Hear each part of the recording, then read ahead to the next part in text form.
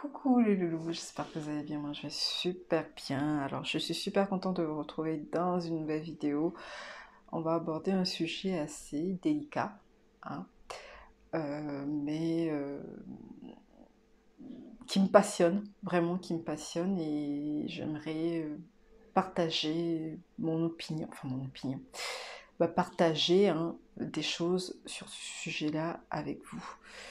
Alors, ici, c'est euh, pourquoi, la thématique, c'est pourquoi est-ce que je ne suis plus affiliée à aucune religion, en fait. J'ai eu l'idée de cette vidéo-là parce que on a eu l'occasion de discuter un petit peu de religion avec une taïna pas très longtemps. Et au final, on a arrêté de parler parce que on a bien trouvé toutes les deux qu'on va pas s'entendre là-dessus. On avait des opinions complètement qui divergeaient, donc on n'allait pas s'entendre là-dessus, on a arrêté d'en parler. Voilà. En fait, c'est Taïna était, on en parlait et elle me disait, elle parle pas pour elle, elle n'est pas affiliée à une religion en tant que telle, mais en tout cas ce que j'ai compris, mais elle est affiliée à Jésus-Christ, bah forcément qui est le fondateur du christianisme pour moi, mais elle est affiliée à Jésus-Christ et nul ne peut trouver le chemin à part Jésus, sur Jésus, si on passe pas par Jésus, voilà, c'est le terme des chrétiens. En fait, je suis née dans une famille protestante. Ma mère elle est protestante. J'ai été, comment ça s'appelle déjà là? Euh, Baptisée, voilà. Voilà, où on met de l'eau sur la tête, voilà. J'étais baptisée et tout. Ensuite, j'ai fait le catéchisme et tout. Et bah, vu que j'étais née dans une famille très protestante, ma mère était super croyante. D'ailleurs, c'est ça qui l'a menée à sa perdition. Ça sera, je pense que ça sera un autre sujet, voilà, un autre sujet de vidéo. Mais bref, donc j'étais née dans une famille protestante et en fait en grandissant vers l'adolescence, euh, déjà de base, je vais vous raconter le truc. Dans ma famille, quand tu vas pas à l'église, bah, en fait, dimanche, c'est le jour où on cuisine de bons plats. Hey, on cuisine de bons plats jusqu'à fatiguer du foufou là.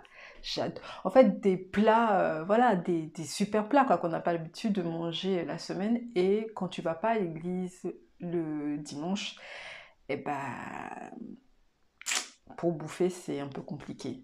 Voilà. Bref, donc à un moment donné, j'avais plus envie d'aller à l'église, tout simplement. Pourquoi? Parce que quand j'y allais, ça m'ennuyait de m'asseoir et d'écouter le pasteur parler, et de me lever après, et la plupart du temps, je dormais. Voilà. Donc une fois, j'ai dit à ma mère, mais maman, pourquoi est-ce qu'on est obligé forcément d'aller à l'église pour être en connexion avec Dieu? Elle me dit, c'est là où Dieu est, donc si tu veux être plus en connexion avec lui, en tout cas c'est ce qu'elle m'a répondu, il faut que tu y ailles. Et voilà, chez toi, à la maison, c'est pas pareil. Alors moi j'ai trouvé ça bizarre. Je me suis dit, mais Dieu, ça veut dire que Dieu, on réduit l'immensité, enfin déjà, hein, à l'âge de peut-être 14 ans, on réduit l'immensité à un temple, en fait. C'est-à-dire, Dieu est dans le temple. Et Dieu est complètement dans le temple, et pour les autres parties de la terre, de l'univers, il n'est pas vraiment. En tout cas, c'est ce que ma mère a essayé de me faire comprendre. Mais je n'étais pas convaincue de ça, j'étais pas à fond là-dessus, de ça. Et je commençais déjà à me poser des questions sur tout ça, quoi, sur la vie, sur Dieu, sur plein de ça m'a toujours passionnée. Et ce qui a fait, en fait, que j'ai réalisé que La relation que tu as avec Dieu, c'est une relation directe que tu ne peux pas. L'idée de, c'est à travers le pasteur que tu es censé euh, avoir une relation avec Dieu, parce que le pasteur est censé être l'homme béni de Dieu, le choix de Dieu. Je trouvais ça complètement débile et complètement bête, tout simplement parce que les pasteurs qui ont fréquenté ma mère étaient des cassos, complètement des cassos, des psychopathes ambulants. Voilà, j'aurai l'occasion de vous en parler dans des story time, les différents cas de pasteurs que j'ai vus dans ma vie, complètement aberrants, ahurissants. Comme je dis, des psychopathes ambulants. Et là, j'ai réalisé que, soi-disant que je comprenais pas, en fait, Dieu est censé, voilà, choisir une telle personne complètement psychopathe, et à travers telle personne, je vais avoir une relation avec Dieu. Je dis complètement inutile. Et j'ai su que ma relation était directement avec Dieu à l'époque, ou avec Jésus-Christ à l'époque, parce que je croyais énormément en Jésus-Christ. Je traversais des moments très durs où je me suis créé un personnage fictif, pour moi aujourd'hui c'est fictif, que j'ai nommé Jésus-Christ, voilà, à qui je parlais, hein. Bref, voilà.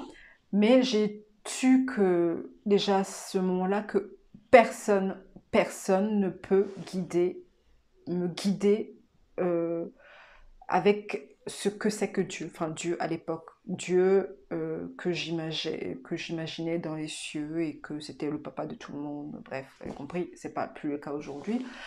Donc cela déjà a fait que j'ai commencé à me détacher en parenthèse de tout ce qui est religion pure et dure, de la pratiquer telle qu'elle, de prier, des choses comme ça et des choses comme ça. Donc aujourd'hui, récemment, il y a de cela 3 ans, 4 ans, j'ai traversé un moment très très difficile, et ce moment-là a fait que je me suis posé tellement de questions sur la vie que j'ai remis tout en question en fait. Tout en question. Dieu, le Père, tout ça, ce que c'était que Dieu, voilà, ça a vrillé dans ma tête. Et j'ai réalisé en fait que euh, ce n'est pas à travers les religions organisées que je peux éventuellement savoir ce que c'est que l'innommé. Au final, Dieu, on l'a nommé, mais c'est quelque chose qui nous dépasse. Donc je sais que c'est pas en pratiquant une religion, en priant tous les jours, en tout cas, c'est pas le chemin pour moi. Je précise bien, pour moi, je respecte le cheminement de tout le monde. Comme je dis, j'ai toujours dit que nous tous, on doit expérimenter des choses, et chaque personne est unique en son genre, et chaque personne expérimente des choses à différents moments. Je tiens bien à le préciser. En tout cas, tout de suite, peut-être que demain je changerai, je sais pas. En tout cas, tout de suite, c'est un fait pour moi que ce n'est pas à travers un tel ou un tel que je serai en contact avec l'innommé. Pour moi, les êtres humains ont été créés de la même façon. On est tous pareils devant ce qu'on a nommé Dieu. Il n'y a pas une personne qui est plus que d'autres, qui est plus que machin, qui est mieux que tel, qui est pas... Bref, pour dire que cette chose que nous recherchons tous est quelque part, comme on dit, pas à l'extérieur de nous, en nous. Et c'est en se découvrant nous-mêmes à travers des actes réellement religieux. Qu'est-ce que j'appelle des actes religieux? Un acte religieux pour moi, c'est la démarche de comprendre ce que c'est que nous, ce que c'est que nos sentiments, ce que c'est que nos réactions, tels que les sentiments tels que la jalousie, l'envie, l'angoisse, la peur. Pour moi, la démarche religieuse réellement, l'acte religieux, c'est de comprendre toutes ces choses-là. Au final, Pourquoi est-ce que l'être humain fait un tel ou une telle chose? C'est quoi la base en fait? La base, c'est quoi? C'est la jalousie, c'est l'envie. Tu vas tuer ton frère parce que tu es jaloux de lui. Tu vas tuer ton frère parce que tu l'envies, parce que tu as envie d'avoir telle richesse, de récupérer telle ou telle chose. Donc pour moi, ça, c'est l'origine, en parenthèse, du péché, en fait, qui est en nous, nous tous. Alors, pour moi, un acte religieux, la vraie religion, c'est de prendre ça, de se voir tel qu'on est et de comprendre ce que c'est. Pas de juger, pas de dire, parce que la plupart des religions organisées disent jalousie c'est pas bien, envie c'est pas bien. Oui, on sait tous que c'est pas bien, parce que c'est la base de tous les problèmes du monde, c'est l'origine. Mais ça ne nous empêche pas de l'être, en fait. Ça ne nous empêche pas de l'être. Mais l'acte religieux, c'est de comprendre tout ça, de prendre ça, de savoir ce que c'est, de le ressentir, de comprendre, d'être en éveil H24 à chaque fois qu'on a un tel sentiment de peur, que ce soit peur, la jalousie, l'envie, l'angoisse, tout ce que vous voulez, d'être conscient de cela et de le comprendre réellement. Parce que c'est des choses qu'on n'a pas compris. Et à chaque fois, quand on va le comprendre, on va s'en libérer. Plus. Et, et de comprendre ce que c'est que la peur. C'est quoi? C'est un sentiment, c'est quoi? Chaque fois, en fait. Et pour moi, c'est ça être un homme religieux ou une femme religieuse. De voir les réels problèmes et de les résoudre en comprenant. C'est-à-dire, quand on pose une équation devant nous, un problème, quand on comprend le problème, on a déjà trouvé la solution, en fait. On ne peut pas trouver la solution sans comprendre le problème. Je ne sais pas si vous voyez ce que je veux dire. On ne peut pas trouver la solution à une équation sans comprendre l'équation lui-même. Donc, la solution est dans la compréhension de l'équation lui-même. Donc, pour moi, c'est ça, en fait. C'est pour ça que je ne suis pas affiliée à tout ce qui est religion organisée, parce que ça n'amène nulle part, en fait. Entre moi, ça ne m'a emmené nulle part. Ça n'a pas emmené à me comprendre moi-même, à comprendre ma jalousie. Pourquoi est-ce que je suis jalouse? Pourquoi est-ce que je suis envieuse? Pourquoi est-ce que j'ai peur? Pourquoi est-ce que je ressens de l'angoisse et tout? Non, ça ne m'a pas aidé, voilà, à résoudre ça. Et ce qui m'a aidé, c'est de me comprendre, de commencer à me comprendre moi-même. Voilà. Sur ce, je vais m'arrêter là pour pas que ça soit trop long. Dites-moi qu'est-ce que vous en pensez. Est-ce que vous appartenez à une religion? Pourquoi? Comment? Etc.